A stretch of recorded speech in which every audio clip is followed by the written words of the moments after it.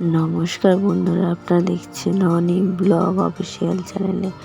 আজকে আমি মাংস রান্না করব। প্রথমে আলুগুলো ভেজে নিলাম নুন আর হলুদ দিয়ে।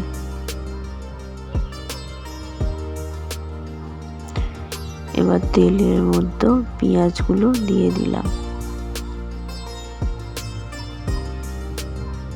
আর দিলাম একটু গোটা গরম মশলা দিয়ে পেঁয়াজগুলো একটু ভাজা ভাজা হয়ে গেলে আমরা মাংসগুলো দিয়ে দিলাম।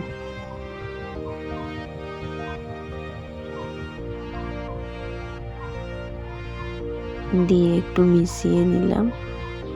নিয়ে এবার এর মধ্যে আমরা দিয়ে দেবো পরিমাণ মতো নুন।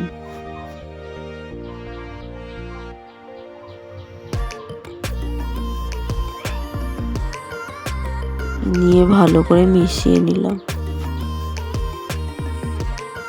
এবার এর মধ্যে আমরা দিয়ে দিলাম একে একে আদা রসুন বাটা, জিরে গোলমরিচ বাটা, হলুদ, লঙ্কা গুঁড়ো আর ধনে গুঁড়ো আর টমেটো আর কাঁচা লঙ্কা দিয়ে দিলাম। দিয়ে ভালো করে মাংসটা কষিয়ে নেব।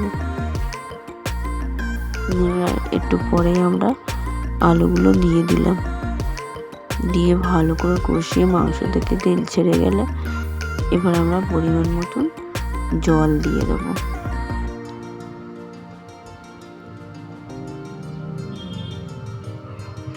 দিয়ে ভালো করে মিশিয়ে নিয়ে কিছুক্ষণ ফুটিয়ে নিলাম।